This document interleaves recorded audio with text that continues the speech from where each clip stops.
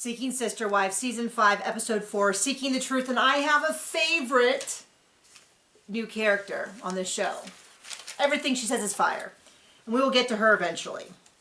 Good episode. I'm enjoying this season. My one frustration is that at least with one of the couples, we know that they're still together. And so I feel like there's no real...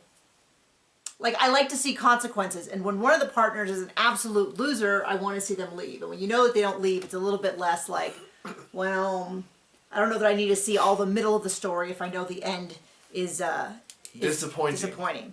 Okay, so let's go ahead and let's hop in. Speaking of disappointing. The Davis family. That's Nick, April, Jennifer, and one of the two Danielles we have on the show.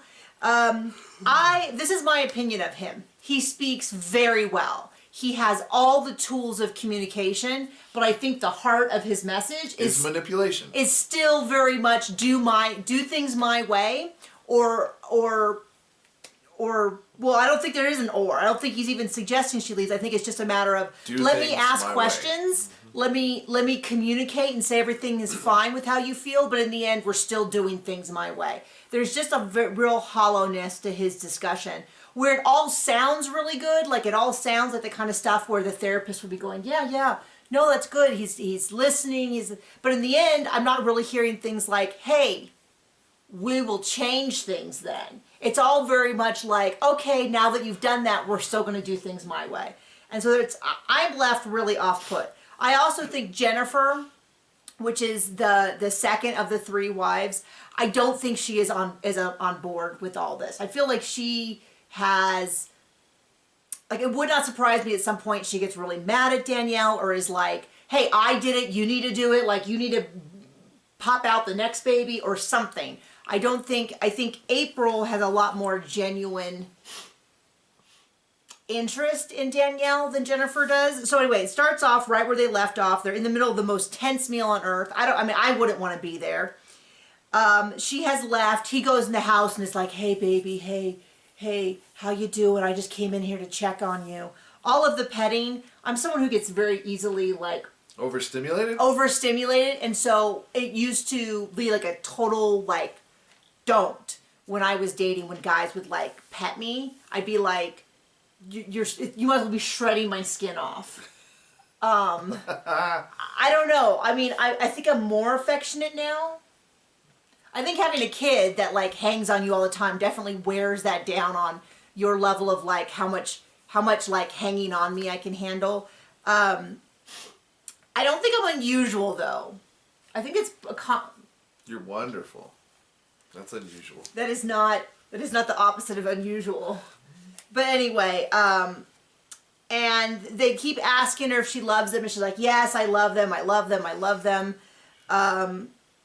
And then there was a lot of like, then he's like, yes, I love Danielle, but, and kind of goes into this speech about, you know, the picture and all these other wives. And that's just what I hear from him a lot is, yeah, I love you, but we're not going to change the function of the family. And I think this is a benefit of the way that this family works for him, is that he now he can pull a majority in any case.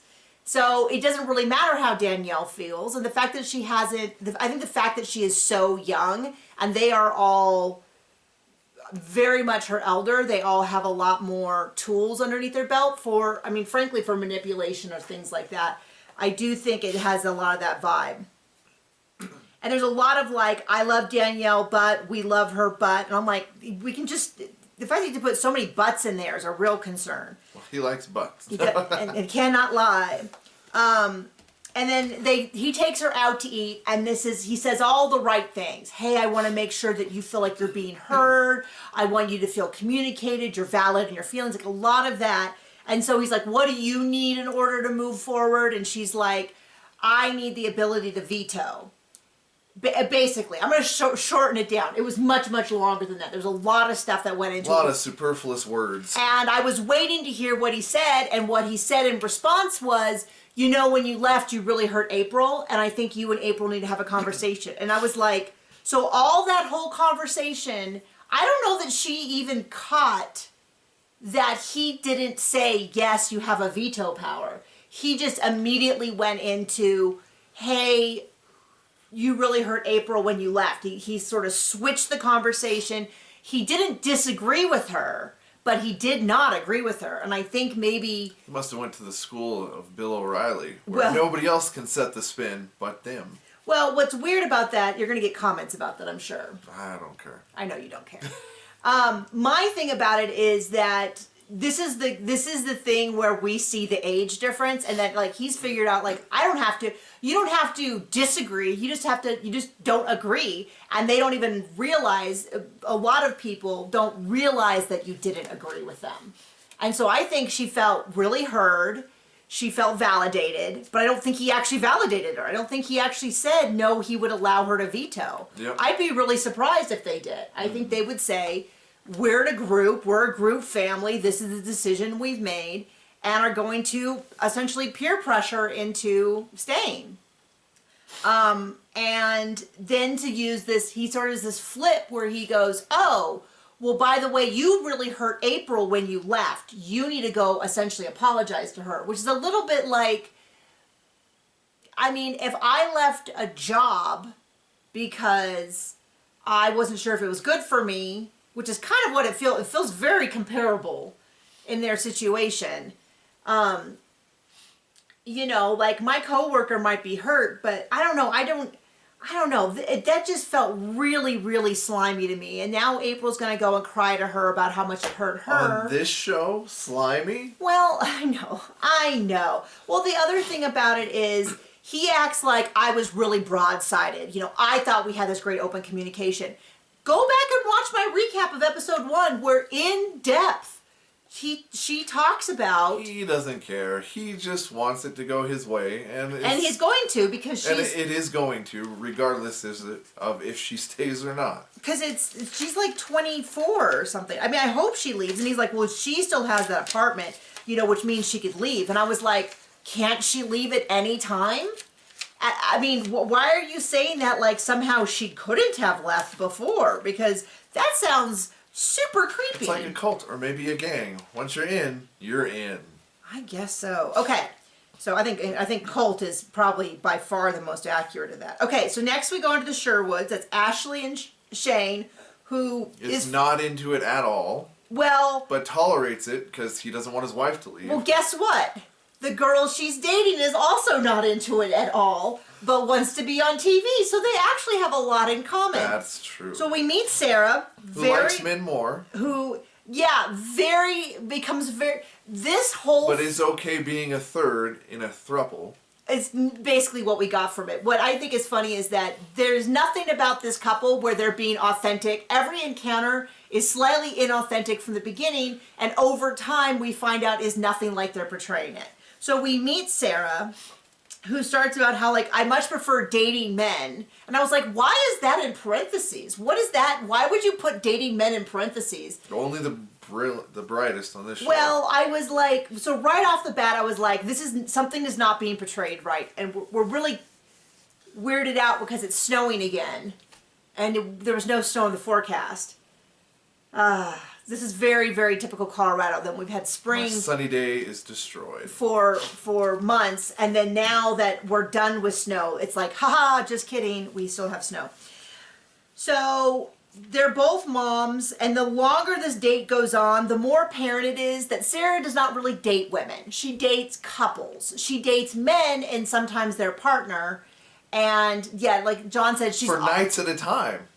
It definitely sounds more like... you know what we're saying. Well, yeah. I mean, whatever. That's her deal. It's just not.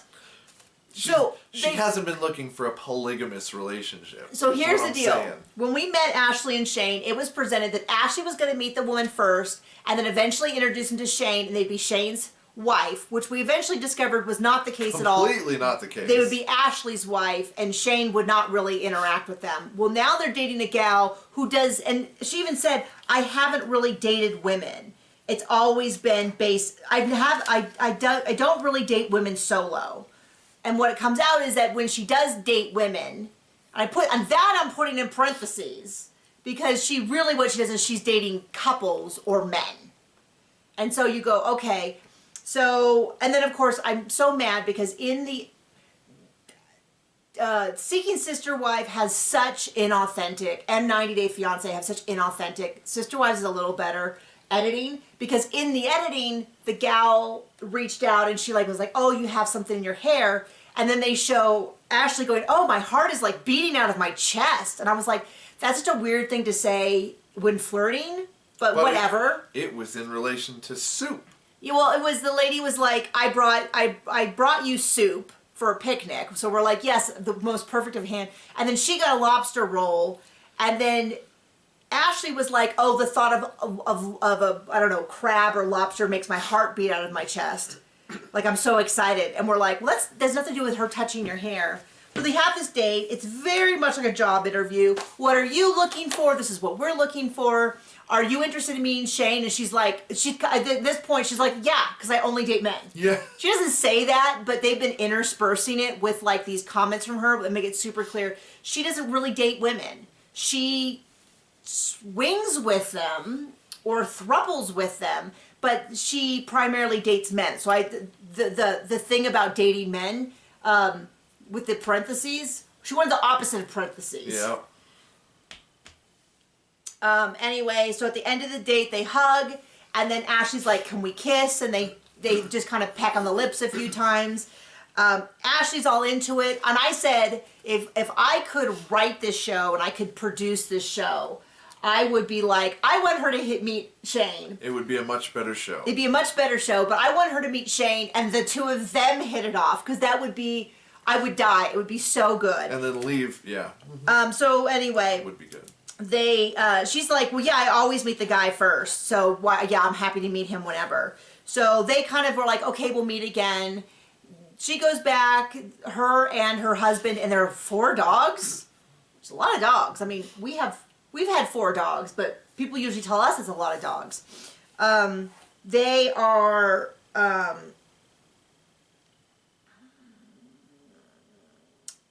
oh.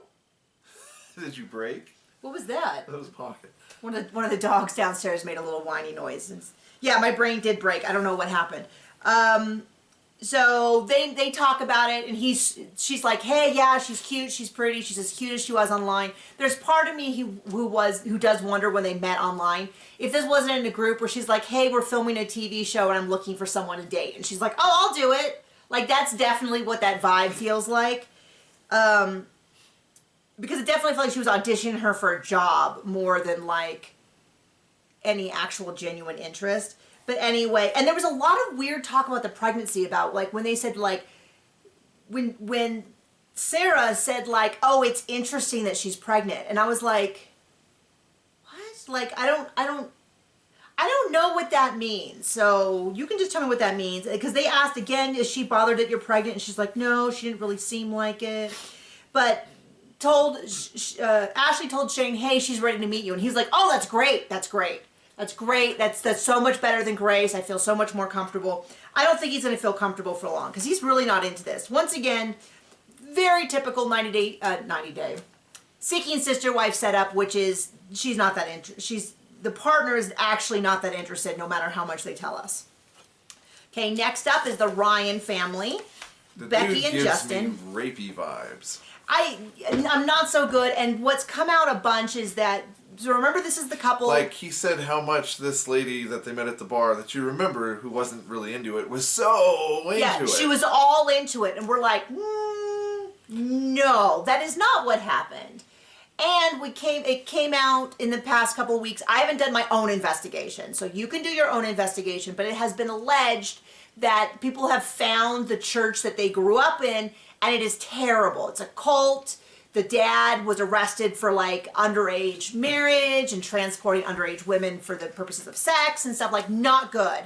And so for her to be so like giggly on the show about like, I grew up in polygamy and it was so great and my mom didn't benefit, and then to have that kind of abuse scandals at their church really sets me off. I also had heard someone say that she got married at 15, not 16, which only makes something bad worse. But anyway, if we're going to stick to what we saw on the show, but I'm going to try to do a little bit of searching to find out if that... Oh, and then they really end it with rapey vibes. Yeah. But we'll get there. Well, the specific thing is like lack of understanding of consent. Like the idea of if someone says no, the answer is no, and more of like, well, she let us on. We're going to do it anyway. Anyway, so... not making him look so great. So they've been looking for a second wife for 20 years. And all I can thought is, how in the world did Cody Brown get 4 wives? I'm not saying this guy is good. I'm just saying Cody Brown is that off-putting, and so is this guy off-putting. And I was commenting that him alone is like, there's nothing physically wrong with him, but it's just funny for me because like the bar between like every pot has a lid, and yeah, that's okay, weird people can have partners too. But the second they say that they want a second partner, I'm like, back of the line, buddy. Like the bar is so, I've yet to, there's been a couple of families on TLC where I've been like, this is not the worst dude ever. But the bar is so low. Really? The bar is so low. Most of these guys, I'm already like, you couldn't pay me $1 billion to marry them, let alone that they deserve 2 wives. Well, I mean, let's not say that. $1 billion? Oh, John! Stop it. Stop it. So they're supposed to meet Desiree at 2 p.m. for boba. They get all dressed up. And this is where the wheels start really coming off, because he's like, oh, she was so enthusiastic. And we're like, no, she wasn't. In fact, she said no. And they kind of pushed, and she's like, well, I'll consider it. I'll go out with you, and I'll be open to considering it. Now, reasonably, she wasn't. What translates to him is she's just begging to be part of this. Yeah, she was all in on it until this. So anyway, so eventually he texts her. She texts back and says, I mean, what she should say is, I've given it some thought, and I don't think I'm interested in this. But she's like, I have to think of my family. And I'm like, I don't know what that has to do with anything. But, and he's like, she was so gung-ho to meet us, and then backs out. And we're like, there was no gung-ho. There was no, she was begrudgingly peer pressured on camera into doing it. And so that's when John's like, I don't trust this dude. This is not boding well for either his ability to read body language or to not be a rapist. Well, to interpret the idea of consent. Like the idea of like, hey, she said she can change. It doesn't matter. And even if she was gung-ho the day before, she can change her mind. Like, it's considerate to cancel before the person left the house, but you can still cancel. Like, that's all there is to it. And they and he's kind of like, and then the wife, deeply unsettling to me, because the way she's like, well, are you going to text her back? Or what are you going to say to her? And I was like, I don't know. I'm not, something with the wife is deeply off-putting. Makes me think about who they have chained up in the basement. It's just not, and I'm glad we don't see their kids, but it's also weird that they have 4 kids at home and they're not, like, I don't want to see the kids shouldn't be on TV, but it's also weird that they have, I guess all the kids are in school is the idea, I don't know. So then they explain about Stephanie. They mentioned, what's her name, Stephanie? I don't know. The gal, and they're kind of like, oh, she's been leading us on. You can't, oh. I can't do it. It's okay. You can't see it in the camera, so it's fine. Oh, okay. My computer screen came on, but all it is the video that we filmed of us watching the episode that we're uploading for our Patreon. Sorry. So if you want to, no, it's okay. It's a good chance to. Oh. So if you want to watch the shows with us, which many people have said that they're watching these recaps or they're not watching the show. Well, if you want to watch the show with us, where we make fun of them a good percentage of the time, you can join our Patreon at the $10 or $25 level, and you can watch this. We also have the entire season 18 of Sister Wives that we did this with, and we might start doing start doing our rewatch of Sister Wives this way. We're gonna see. Ooh. We're trying to figure out what people want. We also have this recap commercial free if that's really important to you on the Patreon and other stuff. And you can also support us. I still get people who go, you write books? Yes, I do. Because I'll say, like, this is not my only job. I also do novels. I write something called cozy mysteries, which are like murders she wrote. It's a genre where there is no sex, cursing, or excessive gore on the page. Like, it can happen off the page, but it doesn't happen on the page. And it has an amateur-ish detective as opposed to like a police procedural. So instead of Matlock or Perry Mason or any of those, it's like Murder, She Wrote. An amateur sleuth going around. Usually there's some sort of theme. I have a witch in Casino who does it. I have sort of if you like Star Trek, if their captain was solving murders in the first one, this one she's framed. So her and her new crew have to clear her name. I also have one with a mermaid. And I also have one on an archery range. Boom! These are a little shorter, but these are really fun. Set on an archery range with a Great Dane. based on my Great Dane, who has since passed. But I love him very much and miss. So you can also, those are available, paperbacks are available on Amazon and BarnesandNoble.com, and ebooks are available at anywhere you get ebooks. You can even request them through your library, and I have about half of them in audiobooks available through your favorite audiobook vendor. So anyway, I don't know how to get there. So we were at where the other wife that left said, you can come and visit me, and then said, don't come. She wasn't a wife yet. They were courting her. Stephanie was. And she called out of nowhere to said visit, and then called back and said, no, don't visit. And they're like, we're going to go anyway. And that's when John was like, also really bad sign. So they go, and as near as I can tell, based on the previews, she dumps their butt hard. What I'm laughing about is it's been 20 years and they haven't found a second sister wife. Let that dream go. It is time to move on. This is not working for you. It has to be embarrassing, like just be done. Okay, so the last couple that we're going to talk about, and the worst couple by far, but has my favorite person, are the Merrifields. Garrick, Danielle, and Nathalia. Nathalia, smartest person on the show. I know that is like a very low bar. Low bar. But she is calling out Garrick and Danielle left and right. She seems to have a really good understanding. If she is getting money from them, she deserves every penny. Let me be clear about that.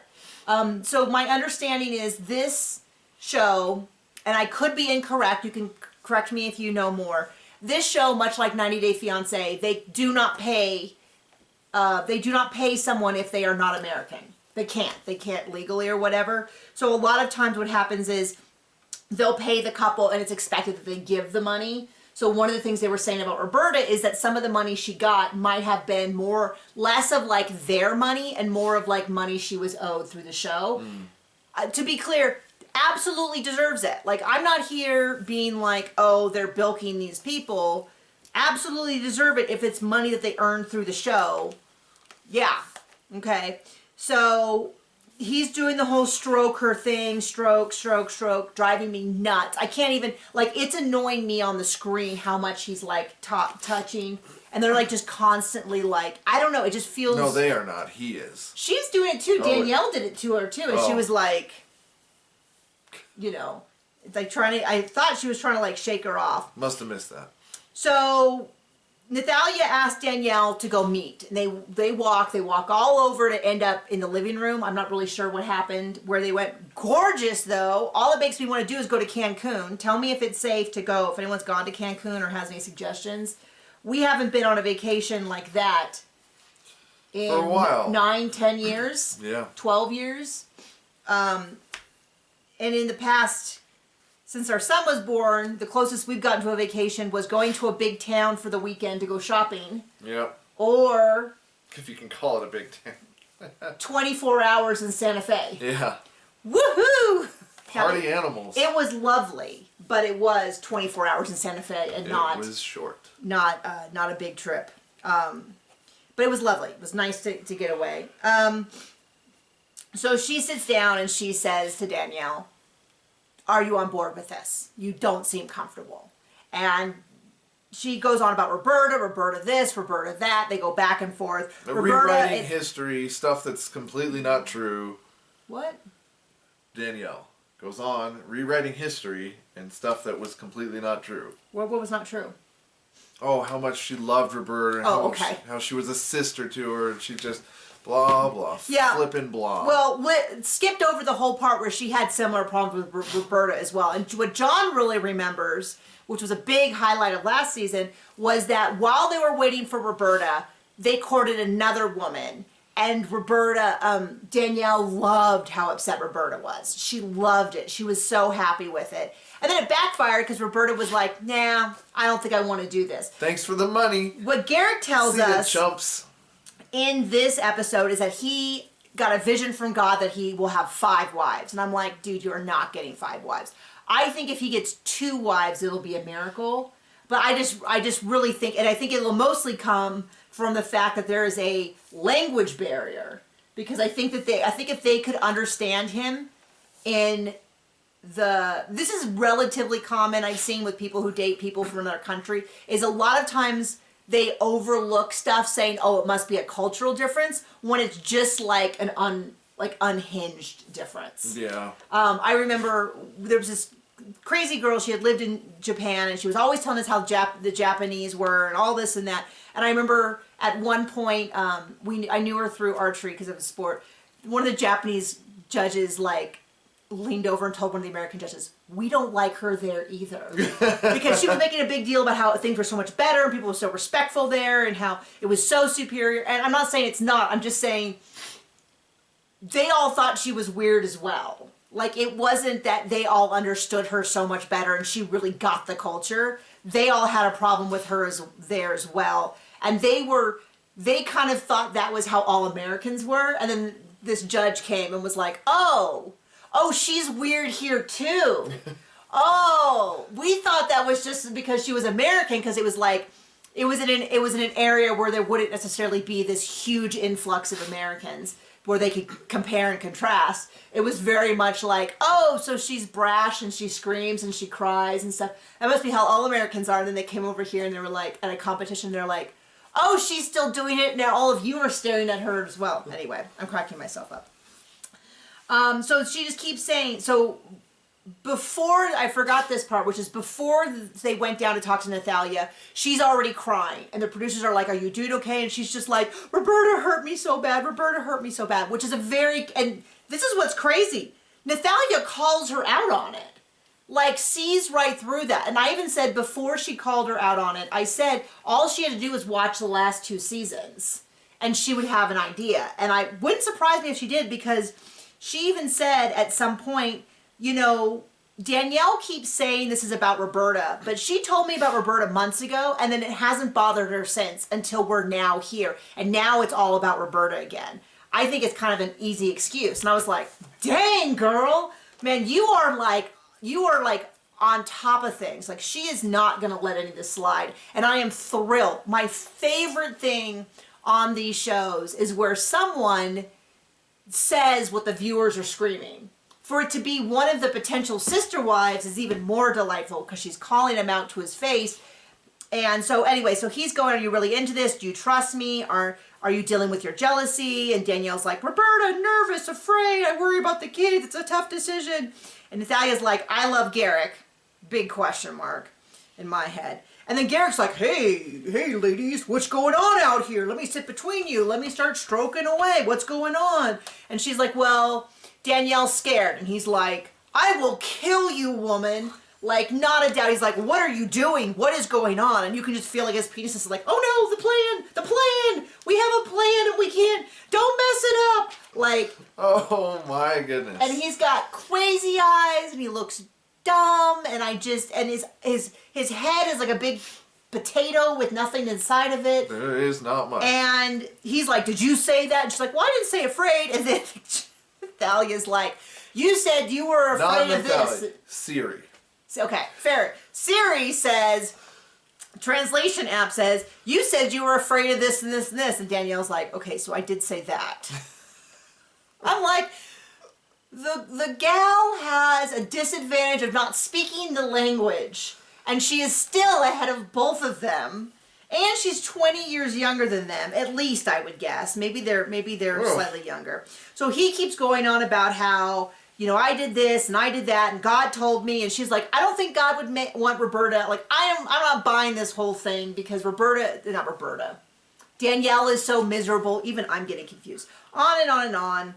And she's like, you know, you say that God says this, but I don't really get it. And Roberta's, oh my gosh. Danielle's crying and saying how difficult it was when she divorced Garrick, but God promised her and gave us this vision of this. And I'm like, anyway, and he's like, fear is never from God, which I don't know. I mean, you make some arguments about how the angels always say, fear not, you know. So clearly people were terrified. And I don't know. I mean, that just sounds very much like... whatever he has to say to manipulate the situation to his advantage. Yeah, that's exactly what it sounds like. I'm not buying this. And by the way, some people have been like, I can't believe you can watch this with the heresy. There's heresy everywhere. There's so much heretical stuff. So it's kind of like, yeah, I don't buy it. And there's crazy people saying stuff in God's name. And there's crazy people saying stuff not in God's name. Right. Like, plenty of crazy to go around. There's crazy in every segment. Like, I can't get through life if I just... Anyway. So, then Nathalia's like, Garrick, can you leave so I can talk to Danny? And he's just like, I can't say no to the wife I actually want. So I'll do it. So he lumbers away, all weirdo. And she has this conversation, and that's when she's kind of saying, well, what I love is when Garrick and Danielle are fighting. I was like, what is Nathalia doing over there? Because she's like messing with the phone. I realized she's using the translation app to listen to their fight and translating it to Portuguese so she can kind of sort of follow what they're saying. I'm like, this gal is on top of things. Like, I'm actually kind of excited to watch her because I think she's going to dismantle this whole thing.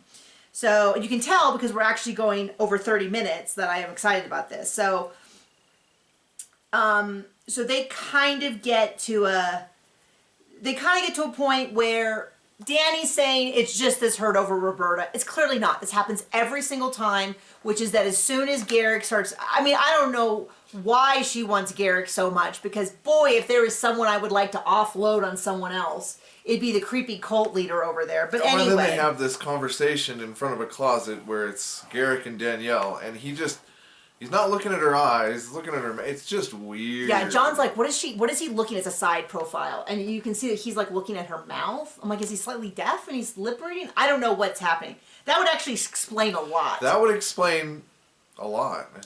But anyway, then the next scenes, they're having this meal.